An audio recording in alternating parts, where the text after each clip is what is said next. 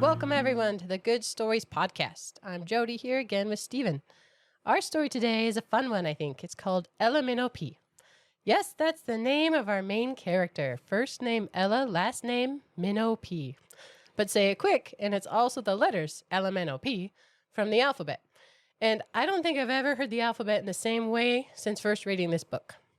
But this entire story is incredibly linguistic in nature. It's described as a novel in letters, which is true in a couple different ways. The entire story is told in the form of written letters exchanged between characters in the book. But the story itself also revolves entirely around language and letters, and what it would look like, and what would we do if that was taken away. So let's get into it. Time for a story. The country of Nollop has a unique history. This island nation off the coast of South Carolina formally declared independence from the United States in 1870. Language is venerated, and the country is named for a genius linguist who developed the panagram, "The quick brown fox jumps over the lazy dog." A cenotaph in his honor displays this sentence. When letters from this monument start to spontaneously fall, one by one, the Council of Elders takes it as a sign that Nollop is forbidding the use of the letters from beyond the grave. Punishment for use of these letters is severe, increasing to banishment or death with the third offense. As the letters fall, life on the island nation becomes increasingly severe.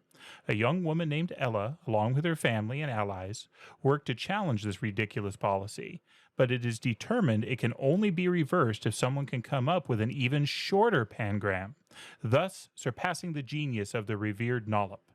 This exciting story is told through a series of written letters made all the more challenging because of the limitations placed after the alphabetic letters start falling from the cenotaph. So this, I think, is a very different kind of story. Had you read this before? Never. This was brand new to me, and I loved it. I was surprised by it. I was charmed by it. And warning to everybody, we are going to spoil it. Spoilers, spoilers, spoilers. There are some twists in this one, so if you want to read it fresh, pause, go read it, and then come back and listen to us talk about it. But as we've said before, if you're like us and don't mind spoilers, join us as we go through it. What's funny about this book is it gets shorter as you go. Yeah, but harder to read. Because the letters fall away. But to begin, I think we need a couple definitions. The book actually starts with a couple definitions. So one is a lipogram. And so that is a written work composed of words selected so as to avoid the use of one or more letters of the alphabet. In shorter words, that means progressively they lose letters. This is a progressive lipogram. So over time, more and more specific letters are omitted from the story. It's kind of headache business. I am amazed and marvel at what this man did. Mark Dunn is the name of the author. That he wrote it, I'm amazed. Wow. His love of words just jumps out of this. He loves words. He loves so much that I'm amazed too. I am absolutely blown away by the artistry and the mastery of the language that he uses in this. I didn't even know there was a word lipogram. Oh, there's so many words. Yeah, there's more. I mean, but that I had to look at the beginning of the book to learn that word. Yeah, and, I have more on lipograms. See, I like the words. I like the language and linguistics. So this gets me very happy to look at these. So I looked up lipograms because why is there a word for that? I mean, when was this ever used in case in point before this book?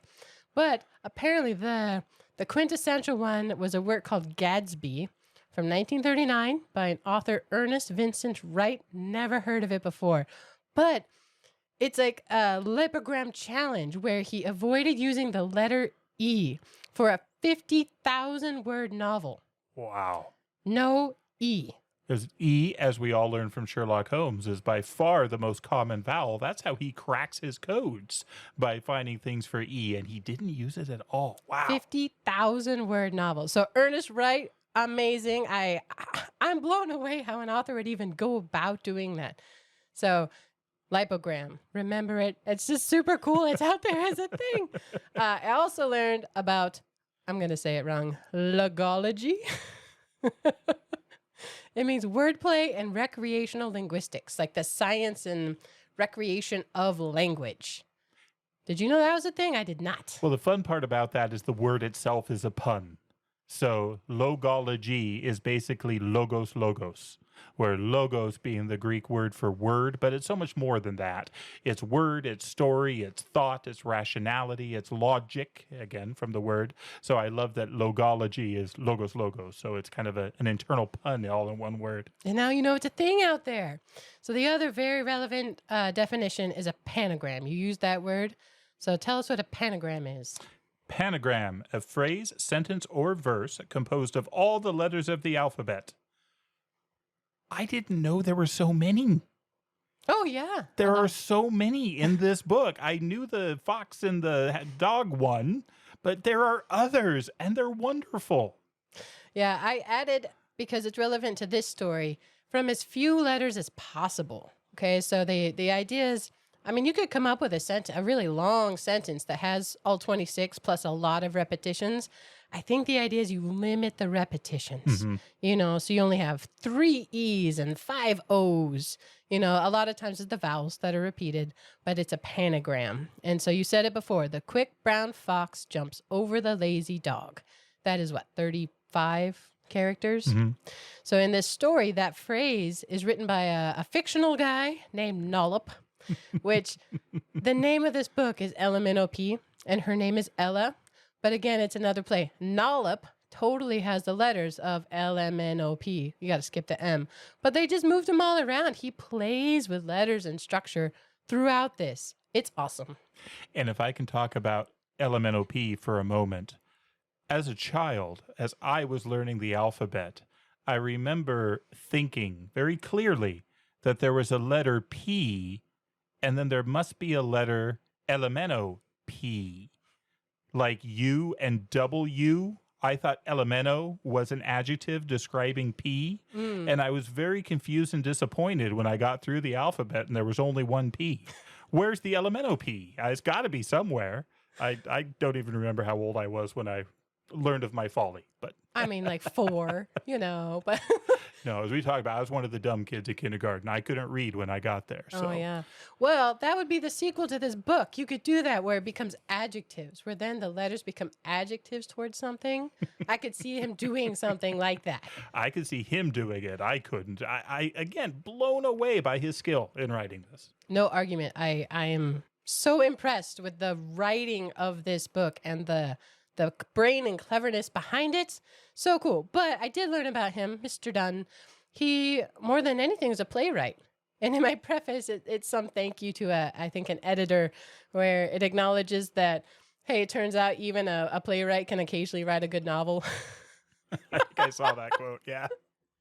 But he did great. But I just wrote down one of his plays, just a quick summary, because I think they're really sweet. But all of the plays I saw of his are really... They kind of get you in the feels. They're heartwarming or bittersweet in this way. So this one I wrote down is called The Puzzle with the Piazza. And it's a story of a septuagenarian. He uses big words, and you'll find that. So that's 70s, someone in their 70s, who has a jigsaw puzzle. And she's had a large collection of them, but she's never finished this one. And this one contains 3,000 pieces, and she has less than a day to finish it because she's moving out. She's being forced to move out. She's getting older. I'm going to move in with her younger sister, but she can't take her puzzles. And so I think it includes the people moving in, like the puzzle's still on the table. I don't know. I couldn't find the whole context, just a summary of it. But I think it's a really sweet, poignant context, a premise. Yeah. And all of them were like that. One was about bank tellers, these women who worked as tellers at this bank. And I think their morning conversations before they get started at work. And you learn about their lives over time and just really lovely. And so after reading LMNOP, I think they're probably all awesome. So I would believe it. Again, totally new discovery to me. And yeah, I would believe it. The island he talks about is fun. the nation that this all takes place in. So fictional island, obviously. And the way he describes it in here, he says that basically in the 1840s, a bunch of kind of dispossessed Southern Americans decided to split from the country. In the 1840s, right? Lots of turbulence. That's before the Civil War. And they got formal independence in 1870. Originally, the island was called Utopiana, which is fun, and obviously takes as references to Utopia, the great Moore work. Utopia, of course, Greek for nowhere. It doesn't really exist, but it's become a genre of literature in its own right, this utopia type fiction.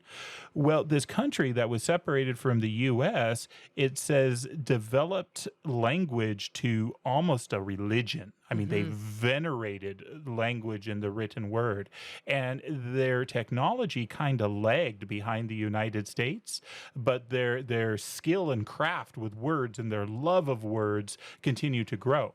And so it's an island nation that's contemporary with the U.S., but they're still writing letters. They don't do email. I mean, they have phones, but they don't always work. I mean, the technology on the island is just not up to what it is elsewhere, but they love it because it lets them dive into this literature and this linguistics. And this veneration of language is what causes them to love this Neville Knollope so much. The idea of this very short pangram is thought to be brilliant, that he could come up with this. Who could do that? And that's where this name of the island changes from Utopiana to Knollope after this guy. So I do like the respect of language, because I don't know if you know, I have always enjoyed word games. Oh, yeah. I play them in my head all the time. Yeah, she crushes me at them. We used to play Boggle. My mom and grandma very good at Boggle, if people don't know. Like, Jody it's a great crushes game. them. Well, Giotto. Do you remember Giotto? I totally remember Giotto. I don't know what other people call it, but I once got to play mental Giotto with my uncle. I did crush him, but it takes a long time. So Giotto is a game where you pick a 5-letter word, I pick a 5-letter word, cannot be a name. And basically you ask other 5-letter words and you tell them, okay, there's 3 of the same letters. And you deduce by the questions you ask, the other 5-letter word you ask, the other person's word, and whoever gets it first wins. It's super fun, but someone talked about it once. It used to be like a parlor game, like a mental game before technology and cell phone. I think like Victorian era. And I don't remember the name of it. I tried to find it, couldn't do it. But you take a 4-letter word like camp, and you take another 4-letter word like slit. Few changes as possible, 1 letter at a time, you change camp to slit. I do not know why I picked those words. They seem like weird ones. They are, but it makes the point. But that's what I play in my head when I'm trying to fall asleep. Really? Yeah, so 1 letter at a time and as few changes as possible. Because you're just playing against yourself. So there are easier ones. You can start with 3-letter words, but highly recommend when you're just trying to occupy your brain. It's good brain muscle stuff. I love it. You've never done this? I've never done that. That's amazing. Like I'm crazy. No, I'm impressed. That was one of the things I discovered about this book, or that I discovered about myself as I was reading through this book. So there are readers and there are readers. People read in different ways and for different purposes. And I think I read predominantly for the story. And I like words, but I don't like words like this. Like, this just isn't in me, this degree of love and fascination with these words. But I love that other people are like that. And there are people in my life who love words like this. And so this just seems right down your alley. It is. Well, I got one more word game because it comes from literature.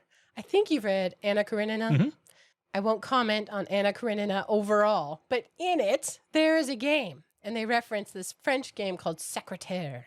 Do you remember this? I remember you telling me about this. Oh, it struck me so much because the idea is you're sitting among other affluent, Russian nobility, and you have this game where you write down the first letter of every word in a sentence, and you hand it to someone, and they figure out what the sentence is.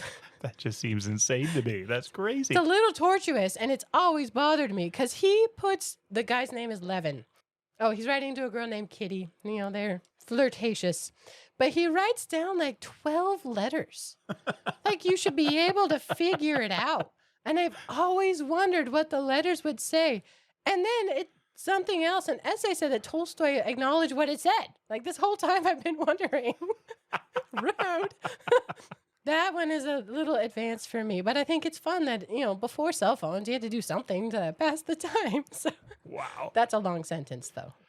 Anna Karenina is probably not one we're going to cover on this show, but I do want to say something nice about it. Okay. And I think you might know this story. There was a man who was in the Old West, and I don't remember all the details, but for some reason, he ended up capturing a criminal of some kind. He captured this criminal and he had to drag him several days' journey by canoe and march to get back to the authorities. He knew that if he fell asleep, this guy would come out and just take him. So he knew he had to stay awake for this. Now, this guy was obviously very noble. He didn't just kill the guy or, clonk him on the head or leave him tied up. No, he was going to capture him, going to take him back, and he was going to do it wide awake the whole time because it was the only way he could do it in safety. So while the other guy slept, this man would read Anna Karenina. And I can't remember how many days it was, but it was 2 or 3 days. And he spoke about how this book helps get him through. This man was Teddy Roosevelt. Teddy Roosevelt. I do know that story.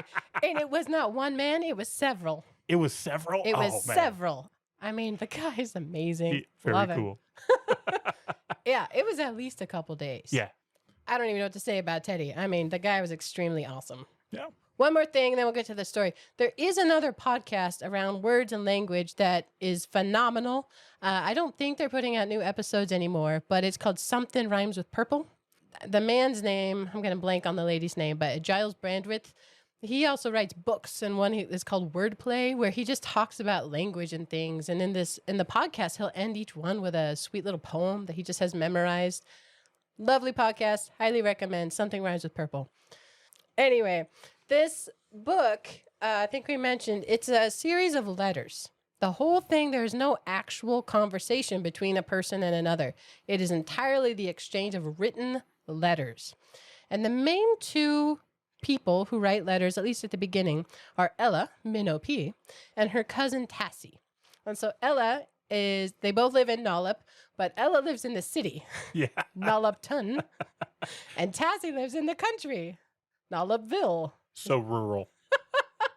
And we learn more about their family through these letters and what happens, but it starts toward the end of July, Sunday, July 23rd, because they're letters that everyone is dated, and you have the day of the week and where they're writing from. And it's a sweet detail. They put in the letter where it's posted. Yeah, found on the table, found tacked to the door, sent in the mail. Yeah, and that adds something. It adds something to where a letter is found. Some of them are clearly trying to be hidden. Others, nobody cares where they find them, and it's fun. Yeah, like slipped under the door or whatever. So this is Ella writing to her cousin, where she says, on Monday, July 17th, a most intriguing thing took place. One of the tiles from the top of the cenotaph at town center came loose and fell to the ground, shattering into a good many pieces.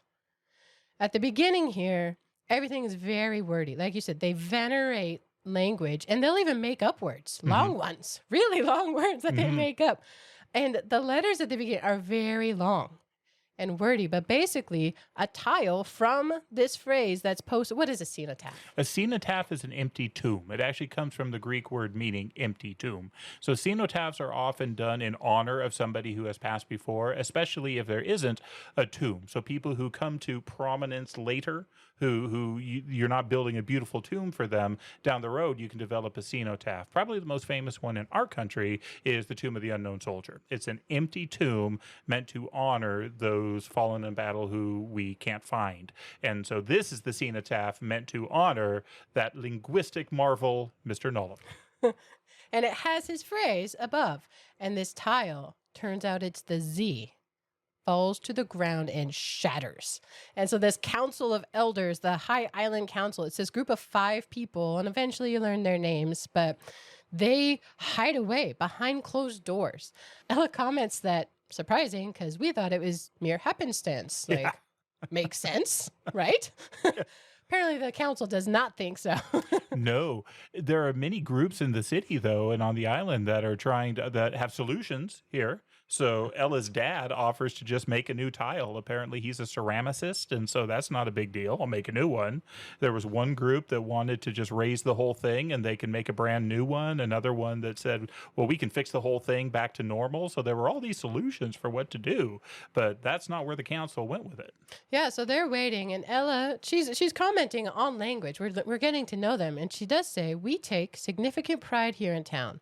Pride in the man Nollop and his legacy, immortalized in sculptured letters. The quick brown fox jumps over the lazy dog. And how different their world would be today if not for that sentence. The lexically gifted Mr. Nollop issued forth." I mean, they really almost worship him, even here at the beginning. Mm-hmm. It's kind of kooky. Yeah. She does make up a word. Multipritudes. I had to look up what it might even mean. Still unclear. But they love that. You get like bonus points if you make up cool words. Yeah, and this back and forth with letters and conversation and words is just, it's ingrained in them. It's a part of who they are, and it's wonderful. Yeah, so her dad does offer to fix it, and the council, no. So his job comes up several times in this book. He makes ceramic miniatures. It's a very specialty thing. But like you said, the technology on the island just seems very old. It makes me think of like the Amish community. This community that is not engaged with modern technology, and so they master crafts of the past. Yeah. They are so good at them. And I think we see that in her father with the ceramic art he does. That's true. But here's what the council says. There was, without doubt, purpose to this tumble. This book starts funny. It doesn't stay funny. It starts very funny. A terrestrial manifestation of Mr. Nollop's wishes. He speaks to us from beyond the grave, and we will comply with his wishes. I am quoting from the book, although I kind of mushed some pieces in because they are very wordy. You skipped my fellow Nolopians, which was great. Nolopians. that wouldn't even fit on a t-shirt. Well, and it keeps going on this one because it says, on Wednesday, July 19th, the council, having gleaned and discerned, released its official verdict. The fall of the tile bearing the letter Z constitutes the terrestrial manifestation of the Empyrean Nolopian desire. Whoa. Wow. That desire most surely being that the letter Z should be utterly excised, fully extirpated, absolutely heave-hoed from our common vocabulary.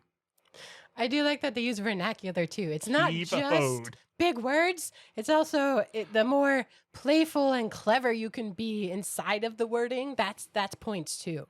And so there are 3 chances with this letter Z. Mm-hmm. Written or spoken, or even the sound of the letter Z. First offense is a public oral reprimand, public shaming. Mm-hmm.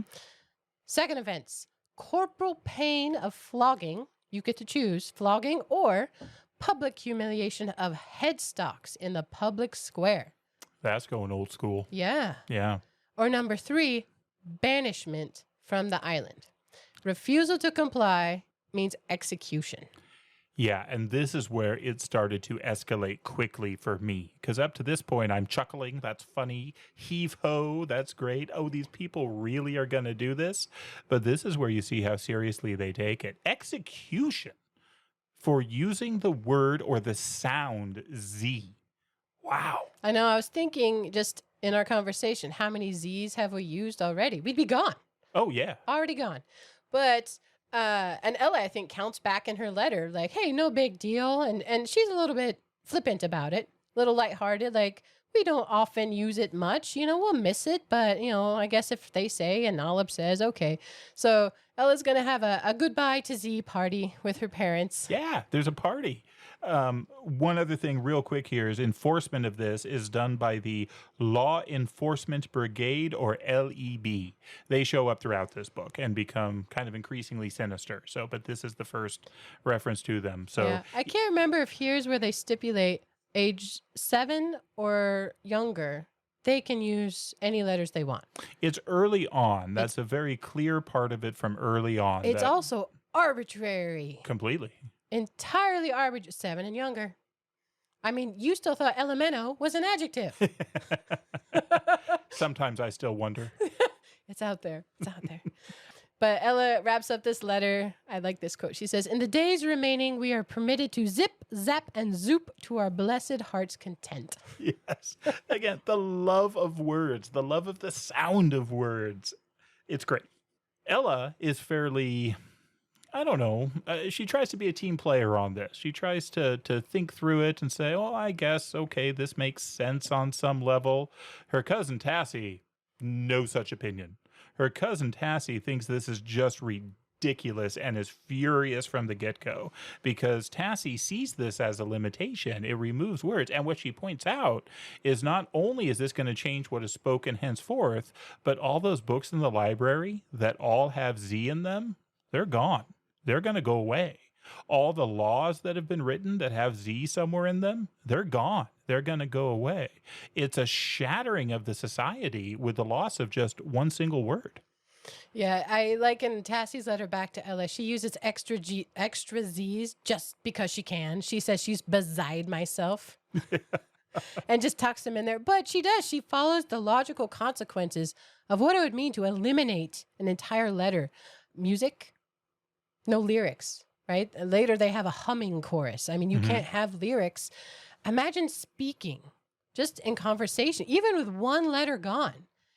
Even that would kind of give you a little bit of pause, headache, stuttering. You know, it becomes this uncomfortable thing when you have to mind not even what you say, but how you say it. Yeah. Because no making Z sounds. That's no. You will get offense number 1. She says, "I am so fearful where all this will lead, for it stands to rob us of the freedom to communicate." And she points out at the end that they don't fix stuff on this island. So there is a phone system, but it's been out for months in some hurricane. Heavy rains apparently have washed out the road, so you can't easily travel between the country and the town. But she says, you know, keep writing. Please, always keep writing. Yeah. So that's what they do. They always have these back and forth. And then we get a letter found on the Minnow kitchen table. But it's from Amos. Amos is Ella's dad.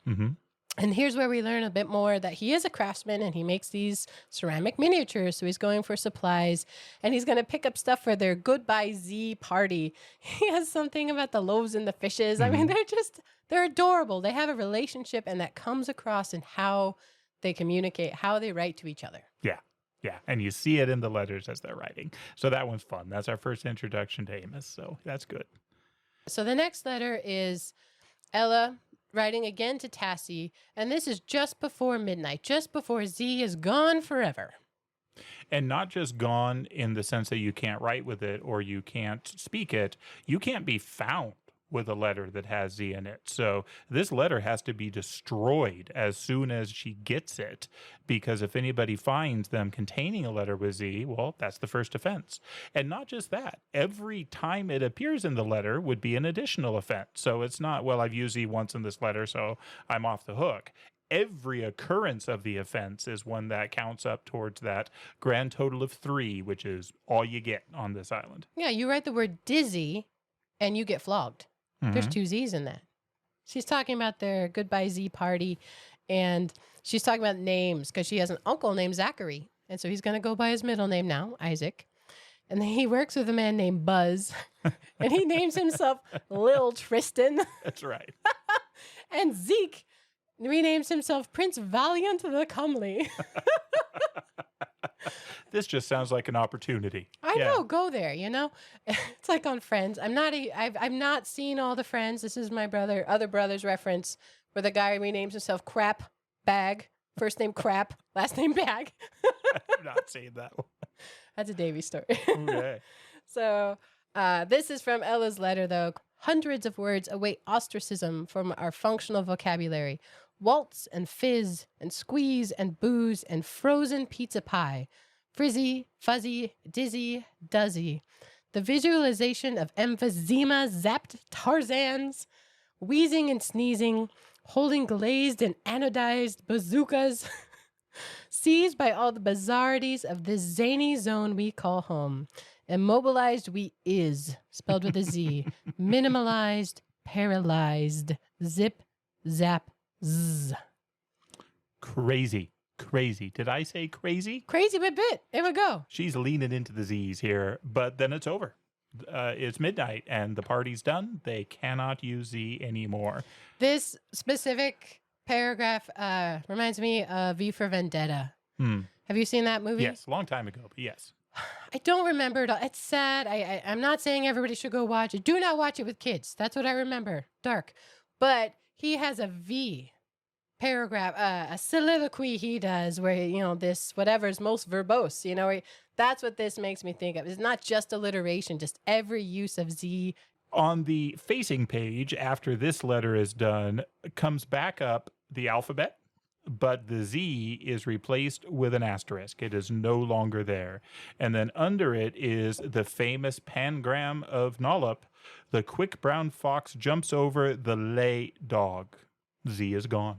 I enjoy that after this, we get some clarification in the following letters of the ramifications of the removal of this, how many people had offenses almost immediately, how many people had more than one offense, clarification about whether it was allowable to replace the Z with an asterisk or not. Turns out no. Blatant stand-in, no. Yeah, there's all these rules and things that they have to figure out. The bees cause quite a sensation because the bees are buzzing, and they shouldn't be making that sound. So that's pretty great. And from the beginning, there are citizens who are not willing to tolerate this and are wanting to stand up against it. She references young Master William Creevy, a young man about their age, and they're late teens, early 20s, around 20. 18 and 19. Yeah. Mr. Creevy is also a young guy, and he just thinks this is ridiculous. And he blows through his first offense, is given his warning, blows through his second offense, and he selects flogging. He wants people to witness the results of this, because I don't think he can believe that people will just watch this and think, oh, yeah, this is a good idea. But they do. He doesn't like to follow rules made by madmen. That's what I wrote down. I think that was my line. I got that one. Yeah, the beekeeper is tragic. He's a dairy farmer and he keeps bees, and his hives will be destroyed, and he's placed in the stocks because he had to deal with bees. But this letter is from Tassie in the country to Ella, and she says that no one laughs, no one makes fun of him, no one jibes, even though he's in the stocks.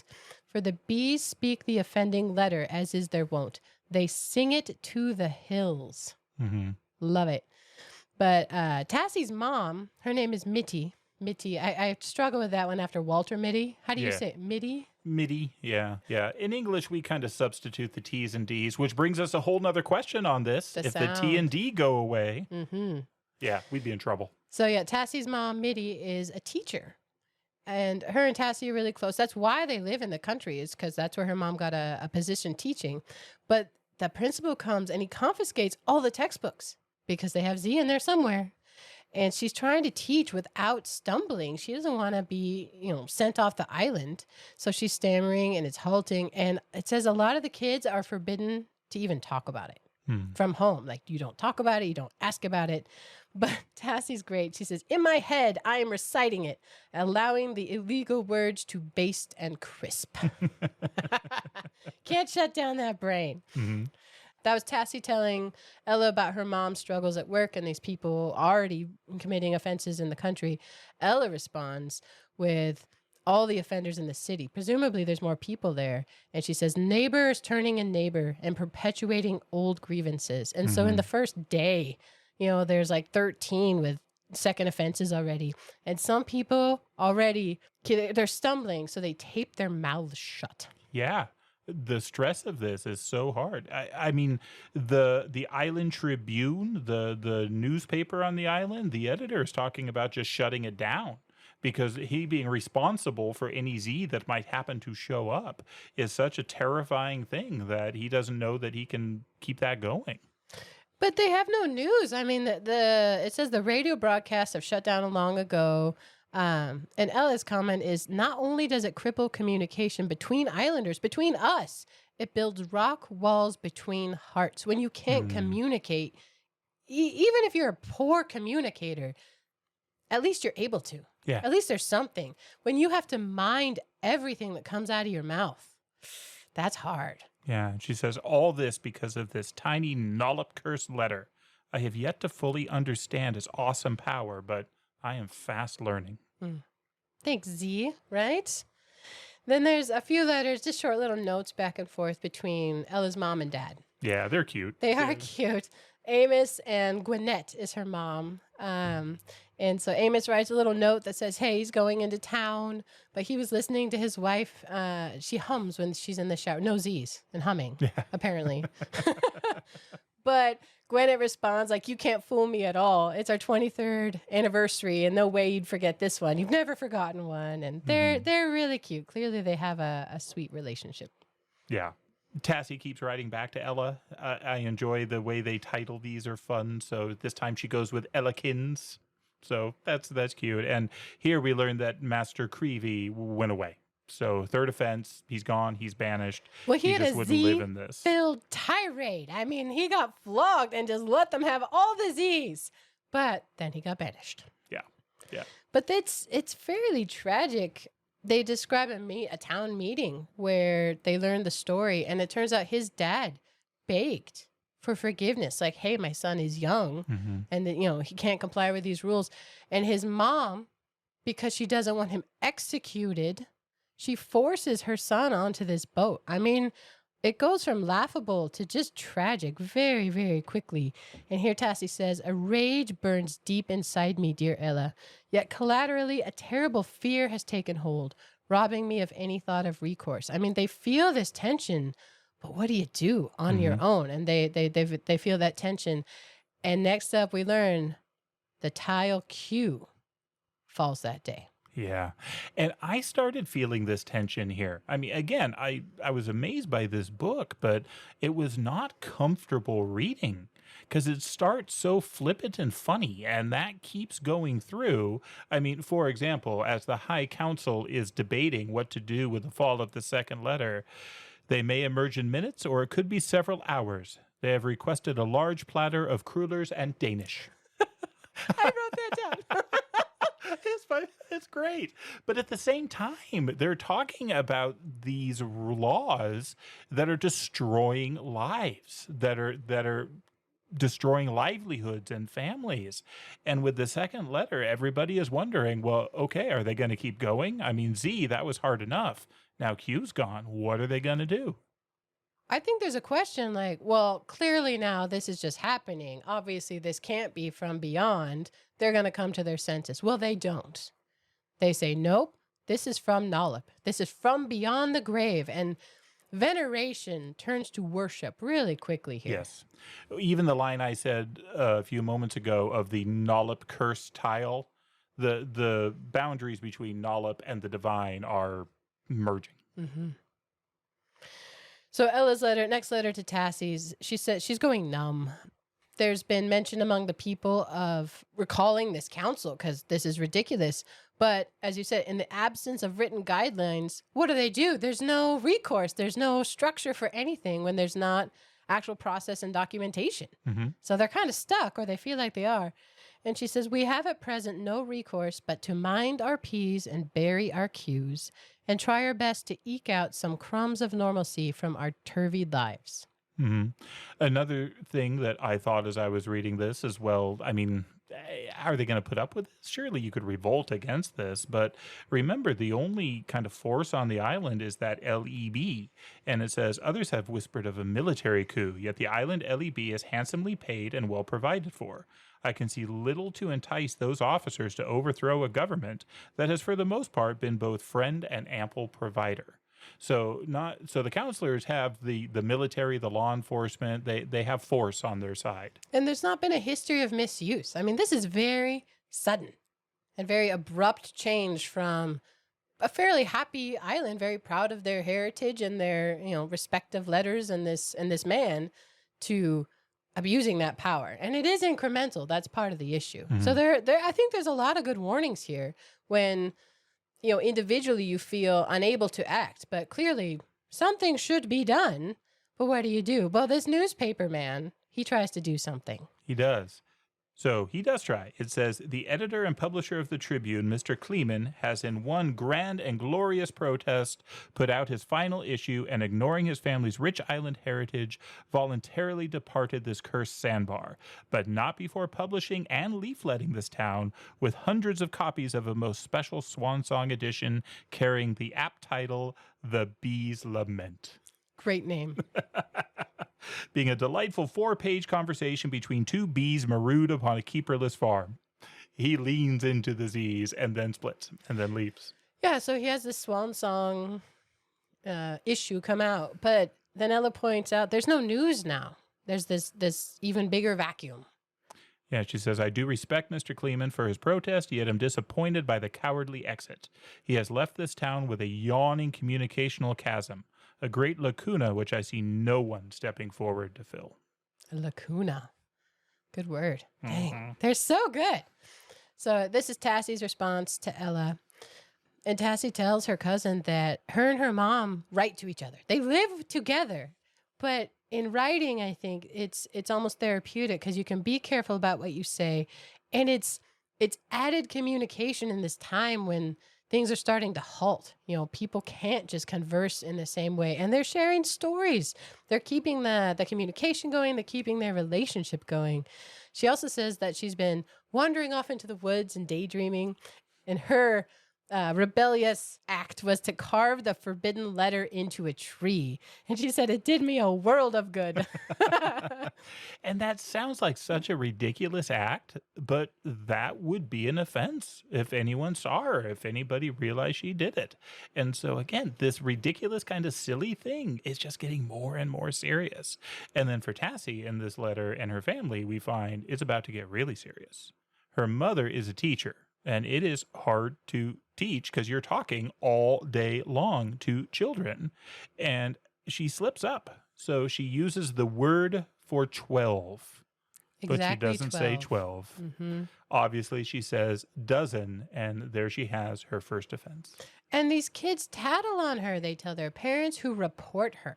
And so there's hurt there as well. And she's publicly shamed.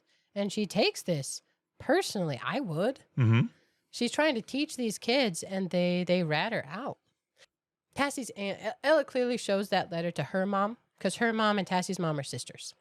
So Gwinnett, Ella's mom, writes to Tassie, her niece, and she's all sympathy. She says little rabbits have big ears, talking about the kids at school, but, you know, to be extra careful, like what a hard job to teach these little kids.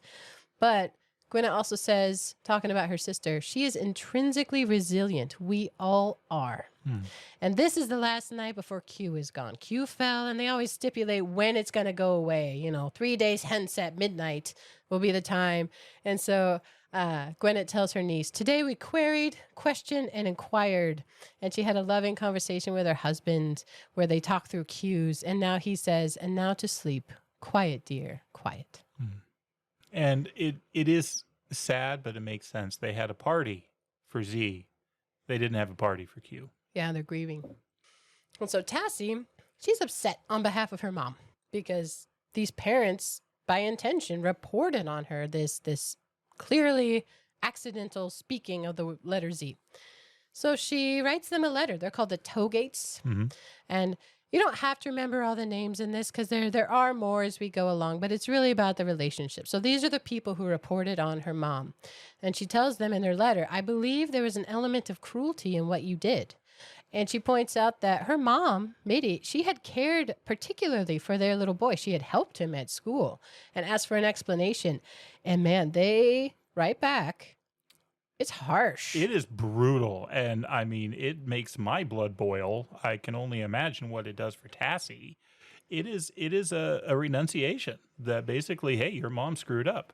We're all on board with this. I don't know what heresy you're talking about that you think this is okay. I mean, they end it with, your mother should have said to be more careful in the future. I mean, it's just awful. Yeah, they refer to their civic duty, and they use the word blasphemous. Talking to Tassie, the fairly blasphemous position you hold. I mean, they are true believers. Nollop is speaking from on high, and this is all to the right. But that's the dad who responds first and uses those phrases. Georgianne is the mother, Timmy's mom. And she at least reaches out and basically says, no hard feelings. Come to my art group. They have art bees and no Z. Oh, they got to be careful of that. Sounds like a Z. They have small group parties, and this is where they have the humming course. Can't sing. Got to hum. So this next letter, actually, this is one of my favorites in the whole book. So Mitty, the teacher lady, she writes to her sister, Ella's mom.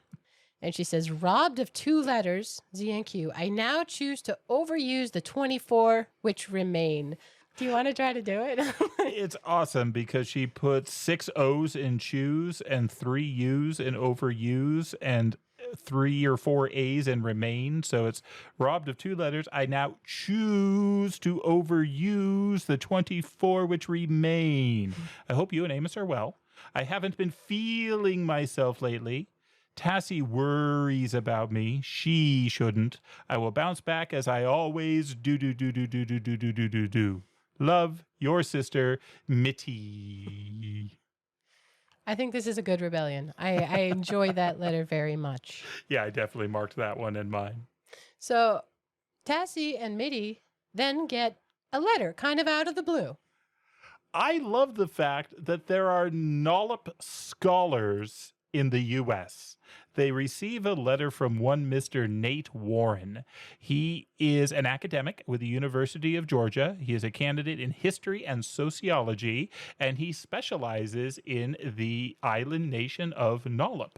He has heard about what's going on with this, and he wants to come and visit. He wants to come join them. Part of this is to study. Part of this is he's just fascinated by this whole thing. And so he gets a letter saying, could I come and stay with you? So it turns out the kid who got banished early on, Will Creevy, he met him.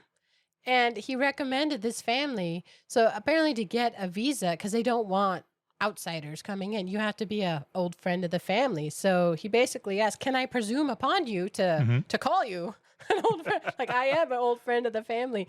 I love that he complies with the letter omissions in his letters. Yes.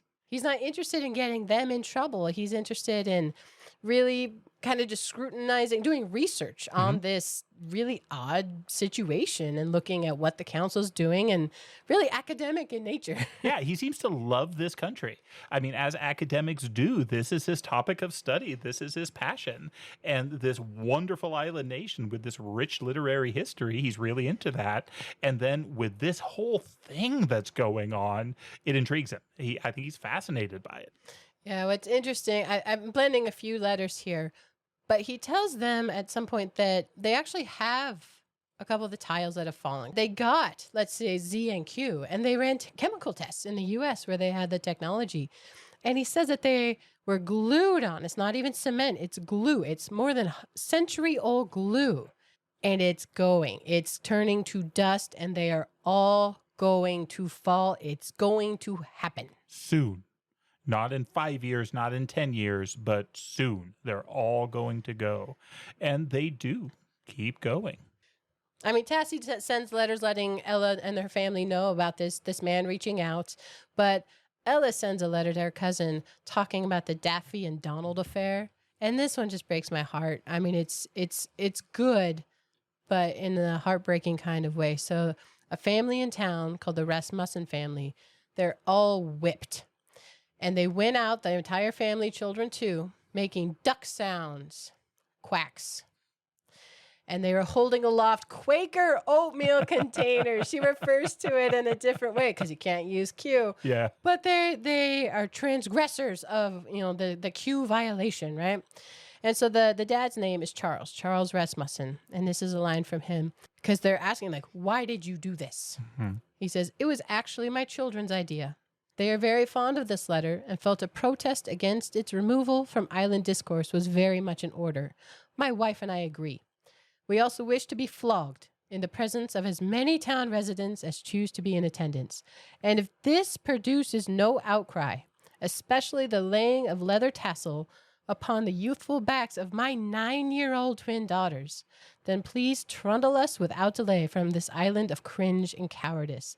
For we no longer wish to belong to such a despicable confederacy of spinal defectives. Yeah.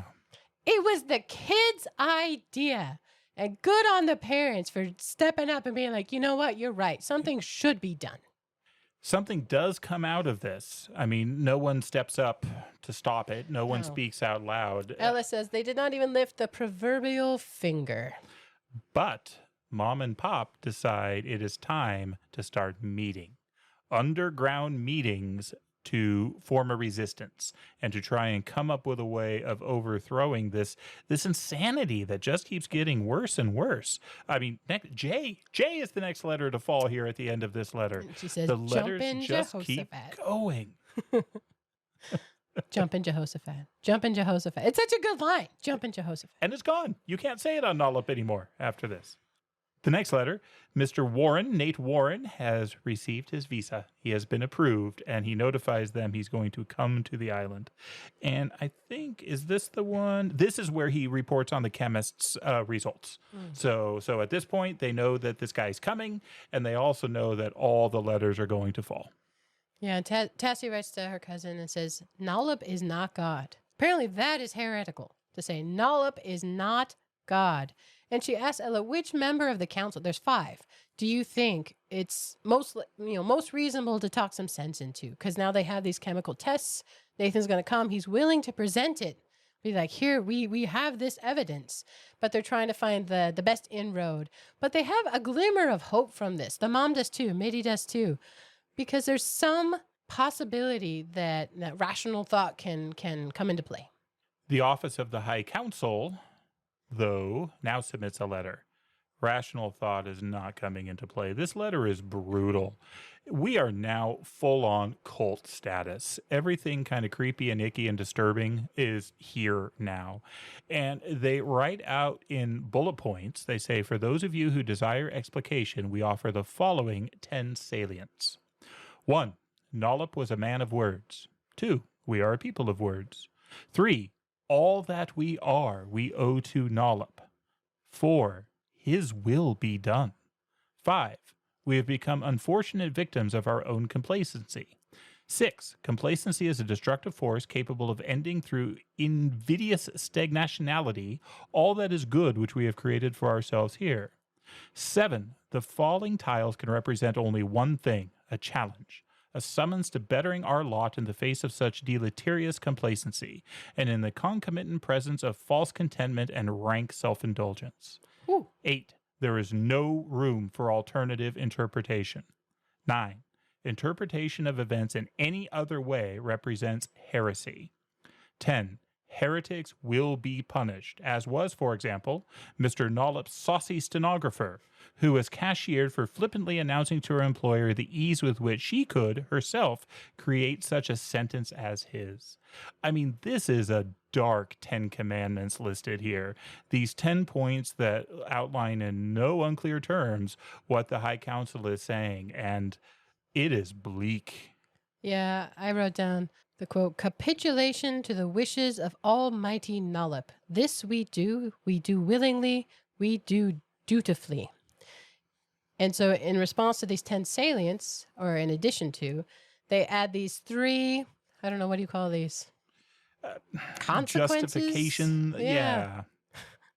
So, number 1, no room for fear of punishment. He who walks in the light has no reason to fear the darkness. And I have always hated that phrase. It's a distortion. I don't know that we're ever going to get to the Wheel of Time, but I hope we do someday because I love it deeply. The Wheel of Time is one of my favorite series ever, but the children in the light in the Wheel of Time, this is their line, and through it they bring pain and suffering and torment, and the hypocrisy of it, I loathe it. Yeah. And so this line anyway, yeah. Go on. At what cost? What do you mean by light? Yeah. Number 2, there is no such thing as an accident or a misspeak. A lighted path is clear. There is no reason save mischief or inattention to stray in the darkness. So Tassie's mom, the teacher, totally her fault for living her whole life with Z and then using the word doesn't. Gross. Number 3, severity of punishment is irrelevant since you have the opportunity to comply with the rules. Keep to the path to avoid what is promised to be a broken and jagged shoulder. It's so messed up. It's horrible. And then they talk about the stenographer. The They flippin' say that- stenographer. yeah, saucy. She apparently tried to come up with a pengram. She tried, she failed. And this is the basis, the justification for why Nollop is so great, that he came up with this thing.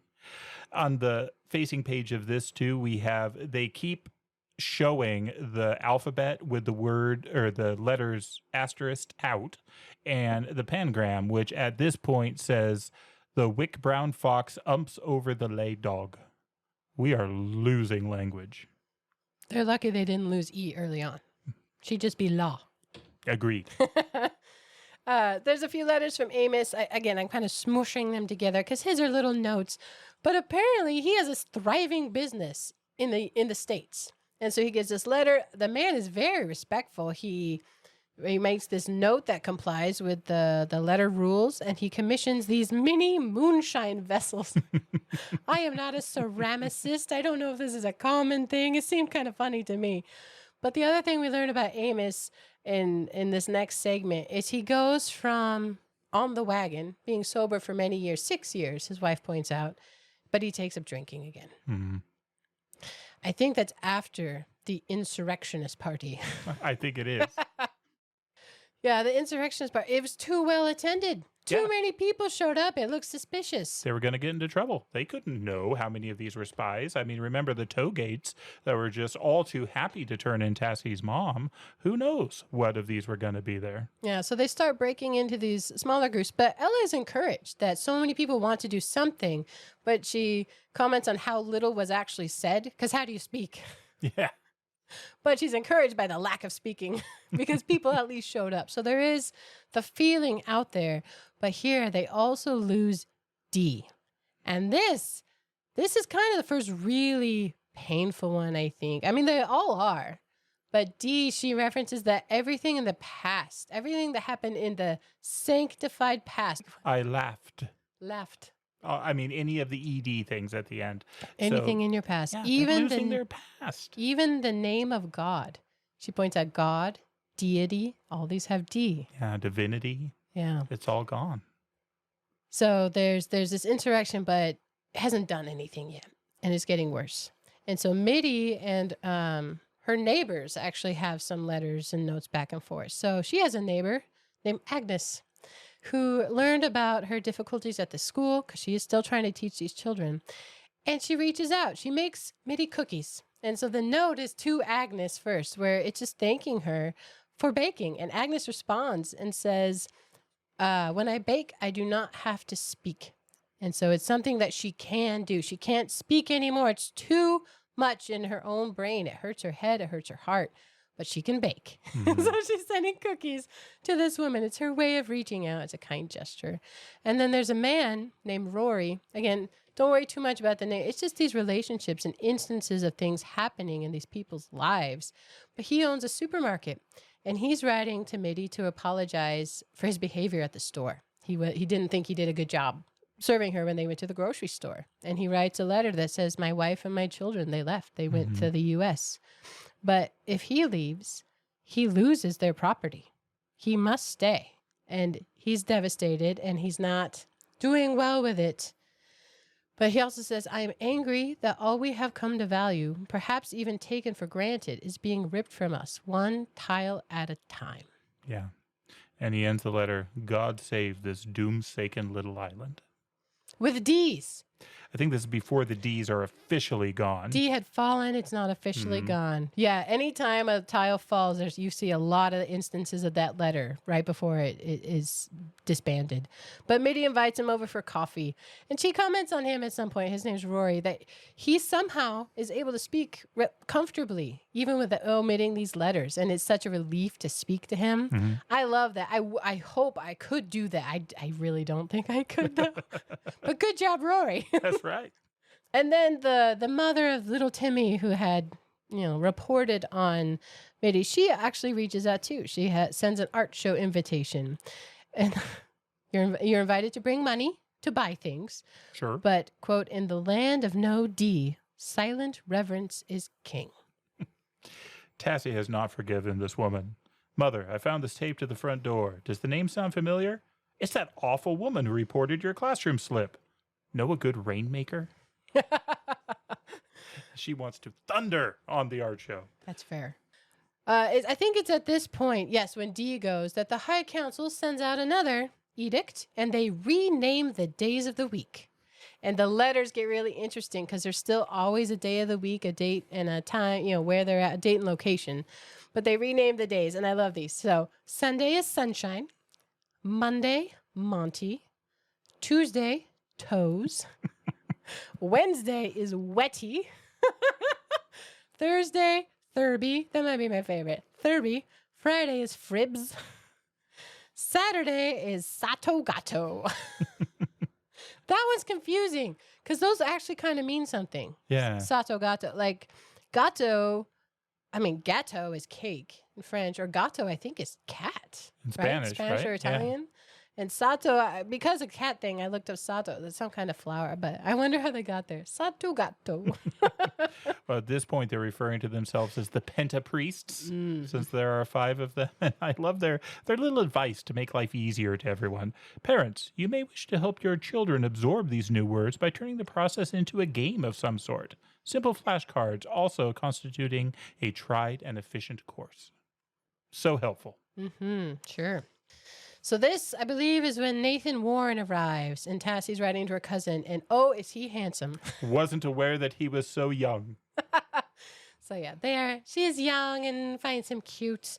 And at the same time, her mom, Mitty, is kind of smitten with neighbor Rory, whose life is breaking. I think they're just a comfort to each other to, have relationship when relationships are winding down. But I like how she refers to the tiles as sans mortar. Yeah. They got nothing holding them up without mortar. But she quotes Nolab, and this is interesting. She says, "Love one another. Push the perimeter of this glorious language. And last, don't open your neighbor's mail." Apparently, that was a pet peeve of his. Apparently, these are his dying words of Nolab. And I have been wondering this whole time, well, how are they? Clearly the government's going to be checking the mail with as pushy as they're being on everything. But Nolab would not accept that. Well, he didn't used to. The mail has been safe so far. Because of this, it was a pet peeve of the man that they are worshiping. Oh, but she's commenting on Nathan, how cute he is. She puts it in the mail. Then she writes a short little note. She's like, "Oh, I didn't mean it. I was tipsy." I was in a state of shameful inebriation. She had like a glass of Mr. wine. Warren is a nice man. He is a nice man. That is all. A nice man. I am near mortification. They're cute. So then their moms, the sisters, have a back and forth. And I love this. How they communicate and continue relationship even as these letters fall away is wonderful, I think. So Mitty, she stops teaching. She says it's impossible to continue. D's are gone. The word "and" seems to be the deal breaker. To not be able to use that conjunction, to not be able to use "and."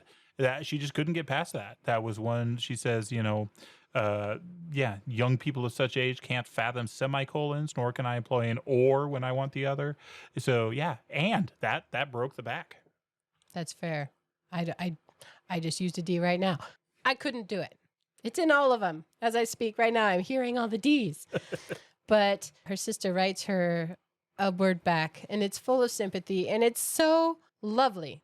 She's describing how difficult it is right now, and she's struggling for a word because the word she wants starts with a D. And so she finally uses it. She uses the word "diminished," and she uses it intentionally.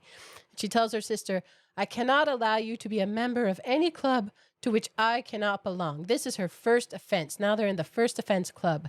And she says, "We will be sisters true always." Mm-hmm.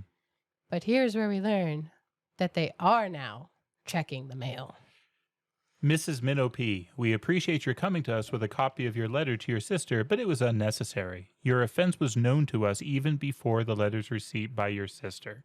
Yeah, right there. And so they have somebody looking through. Now, they defend themselves. At the end of this, they say that basically, no, we're not violating anything.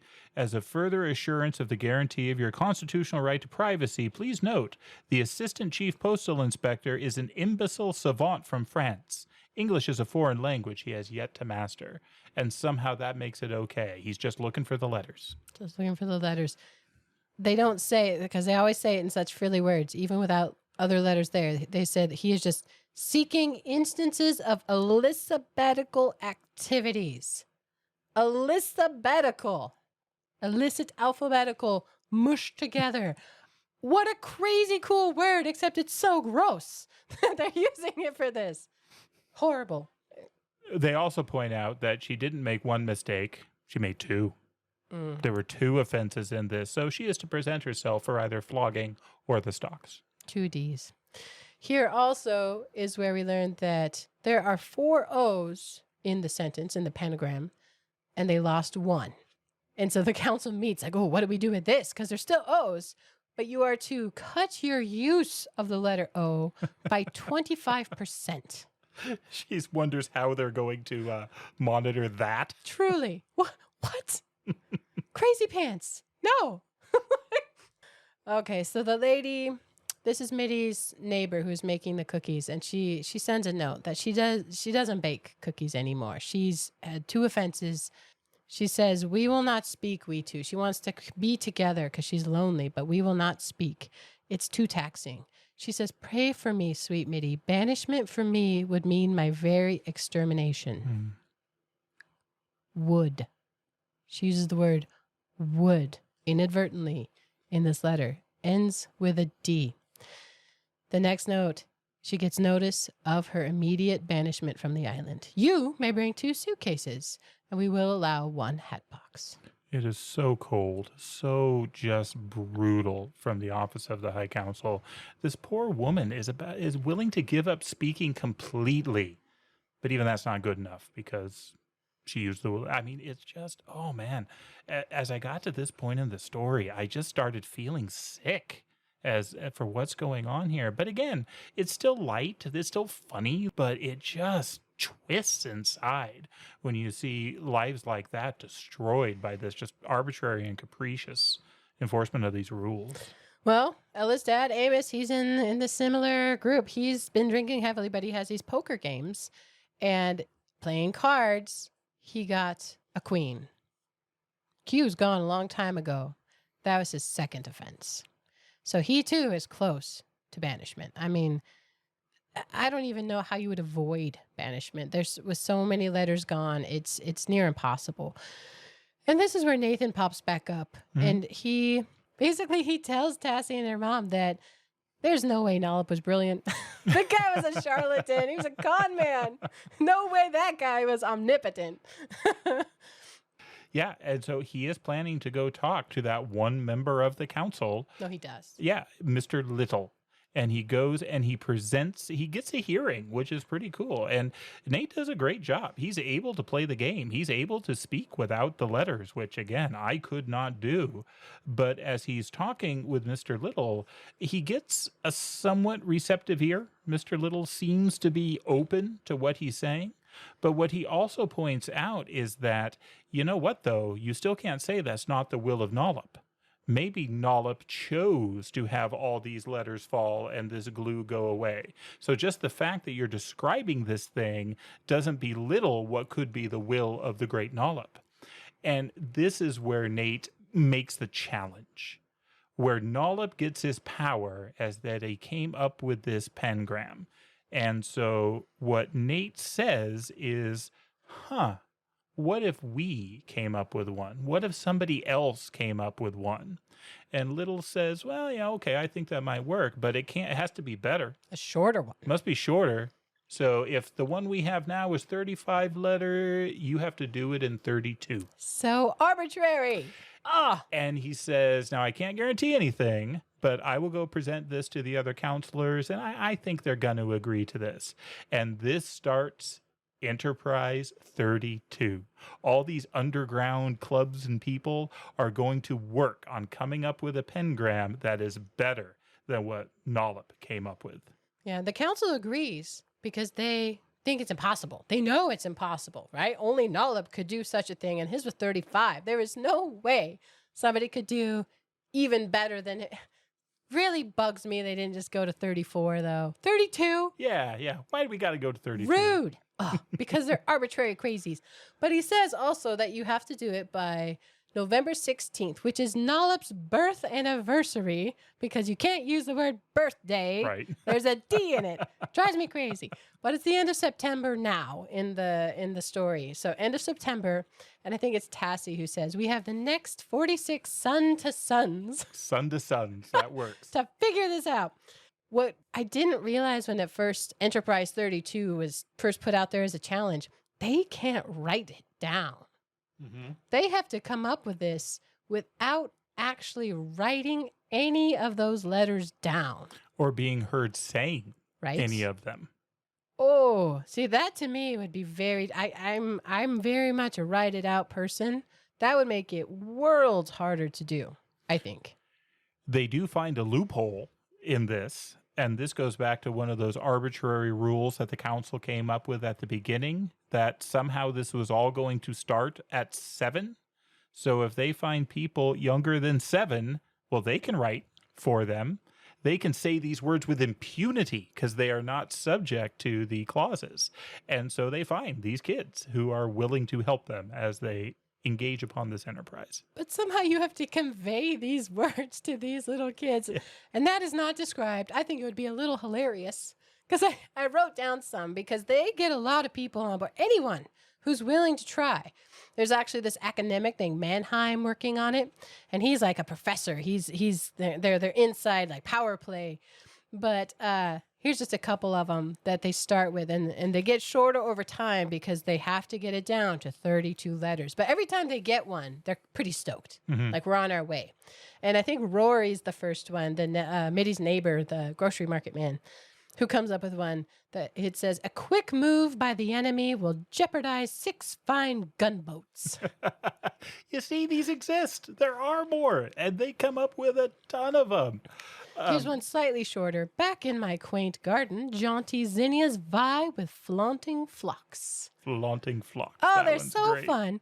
And then this academic, he gets down to 47 letters. And it's October 4th. I wrote down the date. So they have till mid-November, and he's down to 47 letters. And his was John Prady.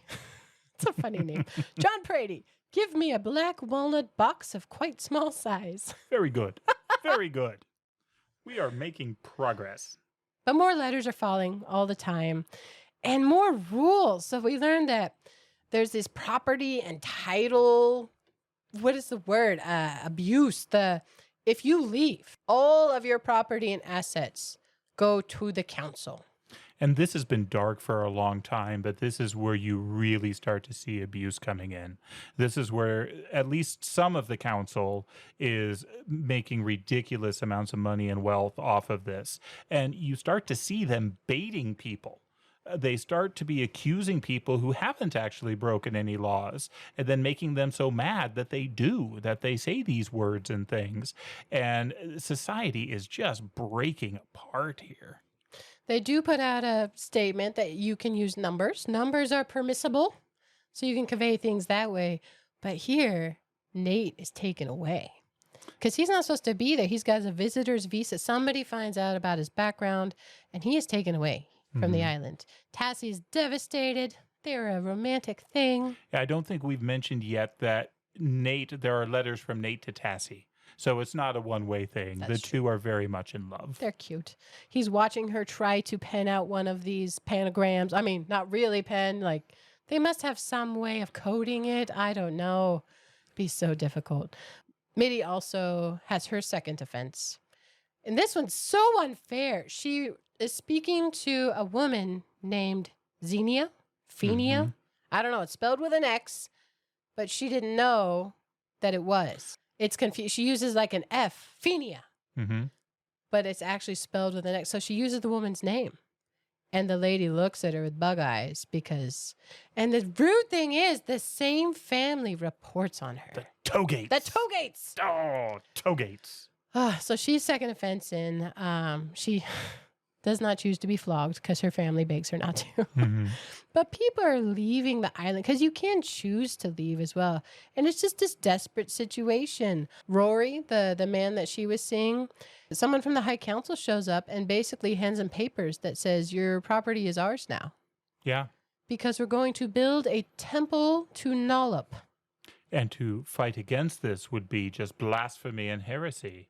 And there's no defense because there's no law anymore. All the laws are written with letters that can't be spoken, can't be read, and can't be used.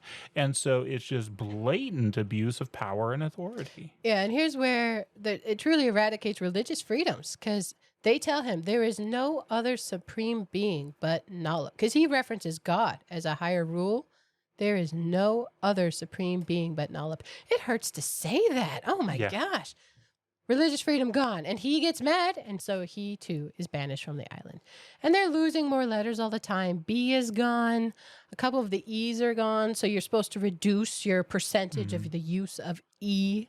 Yeah. It's absurd. And this Nolip worship is new. This wasn't a part of the island before. Everyone's really surprised by this. Tassie has a line in one of the earlier letters where it says, "One supreme being is enough for me. I much prefer the former to the latter." So it's not that they didn't have a concept of God, but they're just pushing Nolip now as literally God. Yeah. So Tassie is writing to Ella, and she admits that she's been writing anonymous, threatening letters to the council. It's this thing out there, and now we know that it's Tassie. Mm-hmm. And she talks about the choice that everyone has right now. And I love this. It says, to leave or not to leave the isle, the salient, impertinent, Hamletian choice. I mean, even now they love and respect language and they have the use of it. I mean, more and more so. These guys are experts to be able to eradicate letters and still communicate. But it is this tense decision and there is a feeling of despair approaching. But they get a new pentagram. They're getting shorter. 6 big devils from Japan quickly forgot how to waltz. I like that one. And here, this is an interesting twist. Georgianne is the tattletale lady, Timmy's mom. Yeah. She sends a letter to Mitty asking for help. Apparently, there is some administrative mistake at the school on Timmy's birth record, and they think he's 8. He's been speaking like he was 7. Flagrant, misuse of illegal words, illegal letters. And she's begging for help. Because she knows he's 7, they say he's 8, but Mitty helps, which is really good of her. She doesn't find anything, but she at least tries. And she commends Georgianne's painting. I mean, she speaks of the one thing she knows about this woman that flatters her. But it really is tragic. And it turns out Georgianne has to stay. Because if she leaves, they lose everything. Mm-hmm. They have nothing else. So her husband ends up going banished from the island. Her son ends up banished from the island. And this lady is stuck there. And she is devastated and depressed. Tassie also gets caught and imprisoned. I mean, things are not looking good here. No, it keeps getting darker. And I mean, this was always not a high-functioning society. We talked about the phones never really worked, but now nothing is working.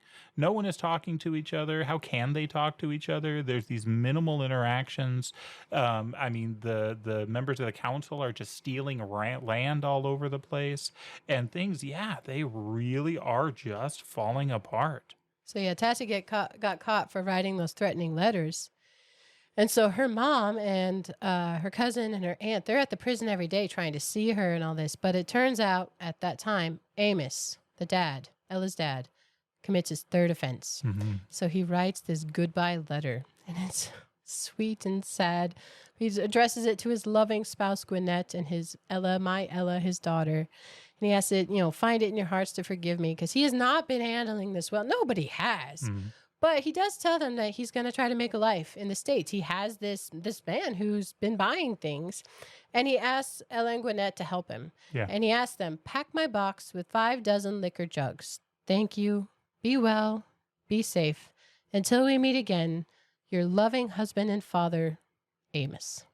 So Amos is gone. Dad is gone. I mean, people just keep leaving and the letters keep following. So C is now gone. U is now gone. I mean, the letters just keep going away. So the book gets shorter and shorter. The letters get shorter and shorter. But that lady, Georgianne, she's all alone. And she's still painting, but she's writing to Mitty, who's not there. She doesn't know she's there. They're in the country. Mitty's in town because Tassie's in prison. She's trying to take care of her daughter and be there. But Georgianne keeps writing, and she tells her that she's going hungry. They're running out of rations, and there's no response. Mm-hmm. And then the next note's from Gwinnett, Ella's mom.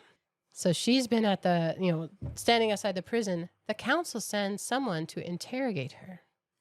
And just in speaking and frustrating her, she lets slip an illegal letter because more and more tiles keep falling. And she describes how their questioners, they smile. Yeah. It's gross. I'm angry just thinking about this. This book does a great job of tapping into emotion because I feel emotion as I'm reading through this. Yeah, but in her letter, she tells Ella to stay and finish the fight. She is now banished. She's gone from the island, but Ella is still there. She's like, stay, figure it out. So again, these get shorter, so they come at you pretty quick, but Nate sends a message to Ella that's like, hey, I'm going to help Tassie. Trust me. Yeah. He somehow snuck back on the island. He's a resourceful little chap. I think the next entry or next letter comes from a Sentry. It's signed Sentry. Sentry William P. There you go, William P.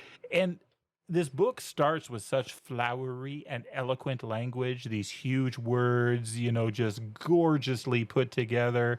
It starts to really go down here. So this Sentry writes a letter to Miss P, says, man was here, young man, southern U.S. Tassie gets saved. So this Sentry helps. And her mom. And Ella gets to know that they're off the island, but this Sentry gets flogged for allowing Tassie to escape. And he says, it was worth it, though. Yeah. Good for William P. Yeah. Not everyone is in the mire. They don't know how to help, but they want to help. And so William P. did. Good on him. But Ella is still there, and she's alone. It is lonely. And here we get a series of notes from her where she just reaches out to people she sees because there's so few left. Woman in pretty orange hat. Yeah. It's heartbreaking. She invites them over for tea, for coffee, whatever, just to be together because they are starving for people, for communication, for relationship, especially as people leave and as they are disallowed from speaking and communicating. But she also gets to meet the Professor Mannheim and his assistant, Tom. She thinks he's cute. But they get it down, the pentagram down to 43 letters. My girl wove 6 dozen plaid jackets before she quit. That's really good. So they have 11 son to sons left, 11 days left. And then the assistant, Tom, he starts writing to Ella because they kind of hit it off. But these letters are getting shorter and rations are getting shorter. They're a little hungry, but Tom tells her in a letter, I got lime gelatin. Yeah. So they still are people. They still enjoy things. They're still who they were. But the communication is so reduced. Yeah, and not everybody is willing to engage. Ella sends a letter to somebody, and the letter slip back says, insane woman named Ella. Retreat is what we want. Go away. Let we alone. I mean, so not everybody is willing to engage here, even now. That one hurts. So Georgianne, the Timmy's mom, she's now in town, and she's desperate, and she leaves a letter at Mitty's sister's house. I mean, she is grasping at straws here. It's not even the lady she was talking to. It's her sister's home, but the daughter, Ella, is still there. Ella gets that letter. And so she now has a relationship with Georgianne. At some point, though, Georgianne goes dark. She stops hearing from her. And then she gets one note that says, hey, I heard you were asking about me. I'm fine. I've been painting. Now I have enough paint to paint over my whole self. She gets lead poisoning. Yeah. She paints her body with old paint. And so there's these notes between the neighbors. One of them's named Tanya. They're these small interactions because they're just who's left. And they find out she dies of lead poisoning. She goes crazy from devastation and dies. It's so crushing. And it's told through these small little note snippets from someone else we haven't even really met in this story named Tanya. Mm-hmm. I mean, it's really cleverly put together, and you feel the weight of it. It hits hard. That was a punch when she died. Yeah. So And that was the woman we didn't like. I That know. was the woman who turned in Tassie's mom, but she doesn't deserve that. Yeah. And it was just horrible. So the High Council keeps putting out new stuff. And now they say that you can use, I love this, here twins. Yeah, they totally banned this earlier. But the language has fallen to a point where you have to do something like this or communication is possible. And at this point, I've been reading a lot of Middle English recently, and this so reminds me of reading Middle English because you're just sort of trying to sort out what does that sound like if I were to speak it with kind of an accent. They spell things like the word you, Y-O-U. Well, they can't use those letters anymore, so they spell it E-W-E, you. So, I mean, again, they're pronouncing it now, so apparently pronunciation won't get Very you phonetic. hit. But it really makes it hard to read this, though. These get shorter and shorter, but so clever. Yeah. So clever the way they're done. Do you remember Hooked on Phonics? Worked for me. Yeah, and it had the T-shirt. Do you remember when they spelled it phonetically? H-U-K-T, Hooked on Phonics. It's like that. Even self or finish, they use PHs and, extra E's. But were you limiting your E use by 50% when you did that? I mean, the whole thing's absurd. But Tom is like, hey, we are down to 37 letters. I love how he signs the note, thy amigo mate, Tom. They're so cute. Very smart. Ella gets a note that Mannheim, the professor, was killed by the police. Yeah. This is devastating, but they were in hiding. They're working on Enterprise 32, doing something illicit, trying to fix this. And the man is shot, and Tom goes into hiding. Mm-hmm. So even more so now, Ella is alone. Strangely, she gets this note about Mannheim from a member of the council. Yeah. It's the man that Nate presented the evidence to, Little. I think it's Richard. Doesn't matter. Their names get shorter and shorter because they don't have letters. R little is R what it little. says here. Right below, sincerely, spelled S-I-N-S-E-R-E-L-E-E. See, that hurt my head just to hear you say that. But he now apparently sees some of the absurdity of this because he too is attempting Enterprise 32. He wants this to end. And Ella tells him in a letter, she's alone, forsaken. I mean, it's the phonetic version, but they have forsaken. She feels forsaken, but she has 3 son-to-sons left. And she writes a very long letter to her parents. I mean, all of them, as the letters disappear, get shorter and shorter and shorter. Relative to those, this must have taken her a long time. But she's alone, and she wants to communicate. She doesn't know if they'll get it, but it is a very sweet letter. Mm-hmm. She reveals in it to them that she's reading their old letters, love letters that they sent to each other, because they are just rich with illicit letters. It's not typically something you'd hear from a child to her parents, but she's just soaking in them. And I guess there's nobody around to get her in trouble now that these are still a thing, because they were hidden. But these mean something to her because it's from a time before. Yeah. And they are very rich and beautiful in that way. And the language is gutted at this point in what she's dealing with. I mean, so for those keeping score, here is the original pangram with all the letters gone up to this point. Ta un o mups or e like. That sounded like Klingon or something. We're working on the accent. Well, I think it's at this point that 8 letters fall all in a day. And all that is left is LMNOP. And so Ella writes a letter. LMNOP. No mo nollop pump. No mo nollop poo poo. No mo fo pop dash 1 mall nollop lulu poop. No mo plop plop plop plump. No mo nollop. No mon no. Oh no. Oh LMNOP. Put them in one of the little crates. They'll be easier to convey their way. Would you mind doing this one last thing for me? Pack my box with 5 dozen liquor jugs. Thank you.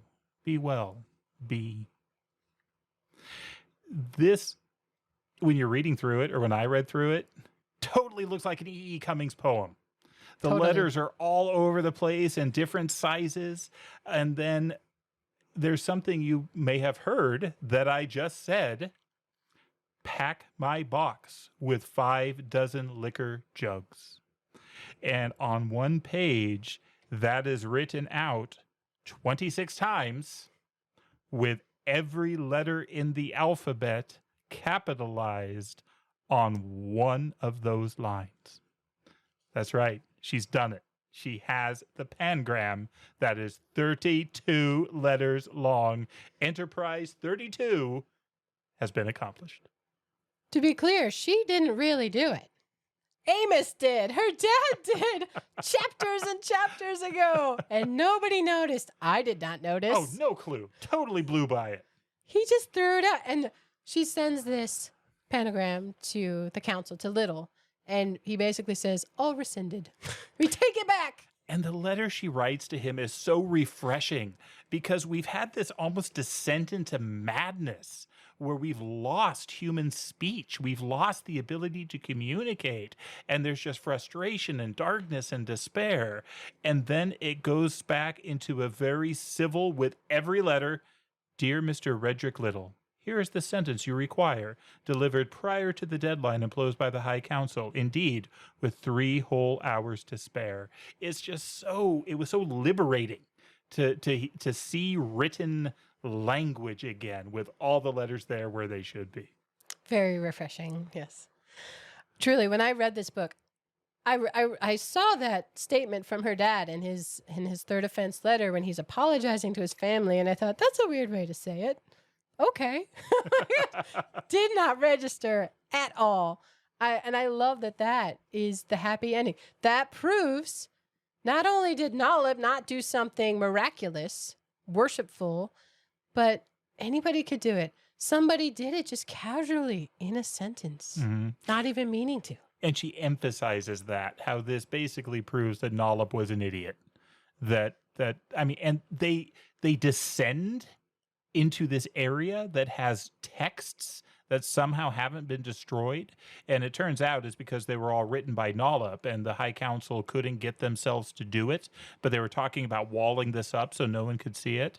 But there was a children's book with a fox and a dog, and he had scribbled on it lines very similar to it. So again, it was accidental for Nolleb too. He wasn't a genius. It was just so fascinating to watch. Towards the end, we do get a picture of the Pentapriest, the 5 counselors. Little is the one that's pretty reasonable, right? He's the one who joins in on the Enterprise. But there are 2 of them that are just out for themselves. They're just out to make money and are taking over land and goods and resources. And then 2 of them have gone full-on cult Nolleb. It talks about they're just like sitting in the dark, like flagellating themselves somehow in honor of Nolleb. It's fascinating the way these different people interact and react. And again, the punchline here is that it was Amos did it accidentally. And they want to revere Ella and Amos and like put them up in sculptures. And she's like, you are missing the point entirely. No. Okay, well, to celebrate this very linguistic and delightful book, I attempted to make panagram, but then I ran out of time. Turns out it's a time suck. And I can write down letters. But with the help of ChatGPT, I have 4 in our vein with our names in them, sort of decreasing length. And I only got down to 33 letters. So Not even as good as what Ella did. But here's the first one I like.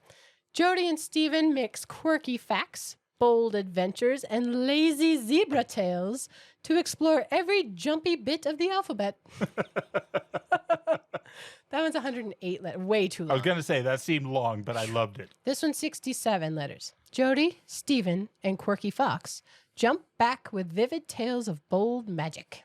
That was okay. I like that. Way too long. This one's 48. They cut you out. Your name. There's 2 E's in it. Jody jumps back with vivid foxtails and quirky spins. And here's the winner. See, I get to stay because the J, I think. Oh, okay. 33 letters. Jody's quick, vexed zebra jumps back from light. Oh, that's good. And 33. You're getting close on that one. I beat Nolleb. So, Well, one of the things you may wonder is they had Nate working on this. Nate was banished from the island for a while, so he was back in the States. And why didn't he think of doing that? Well, it turns out he did. He turned to what he called his cyber geeks, but they decided they couldn't really do that or use anything that they came up with because then the High Council might invalidate it. Because the whole point of this was it had to be a human counteracting and being superior to the human Nollop. But at the end, Nate does ask his cyber geek friends, using their computers and things, what did you come up with? And here we turn to the last letter in the book. South Carolina State University, Orangeburg, South Carolina, USA, Wednesday, November 22nd. Dear Nate, we have come up with 4 sentences for your reading pleasure, each equal to or less than 32 letters in length. Allowing for, thank you, sir, the use of proper names, the computer succeeded in creating a sentence exactly 26 letters in length. That is, need I say it, without repetition of a single letter. It follows. J.Q. Vance struck my big fox whelp. The others are as pleased to list below. Quick zephyrs blow vexing draft Jim, 29 letters. Few quips galvanize the mock jury box, 32 letters. Pack my box with 5 dozen liquor jugs, 32 letters. I hope this has been of some help to you. What, by the way, was the sentence that brought the High Council to its senses, or shall we say to its knees? We're all quite curious to know. Sincerely, Doug Cyberhead Watts. The end. And with that, we'll turn the page, and we hope you join us for the next chapter. hello, friends, and thank you so much for listening to the Good Stories podcast. We've got something new and exciting to share. We've launched a Patreon page. If you've been enjoying the show and want to show support, this is a great way to be a part of it. As a subscriber, you get access to exclusive content, some bonus stories, some conversations that dive a little deeper into history or philosophy, and even an occasional gift in the mail from us. Your support, as little as $5 a month, also helps keep the pages turning literally by helping us find new books and better gear for future episodes. But more than anything, we're hoping to grow a community of people who love good stories as much as we do. We've got some fun plans for the future, and we'd love for you to be a part of it. You'll find the Patreon link in the episode show notes if you want to check it out. And no matter what, from all of us here, thank you so much for listening. If you ever have questions, ideas, or just want to say hello, you can always reach us at goodstoriespodcast@gmail.com or by leaving a review wherever you listen to your podcasts. We'd love to hear from you. Thanks for being a part of the story.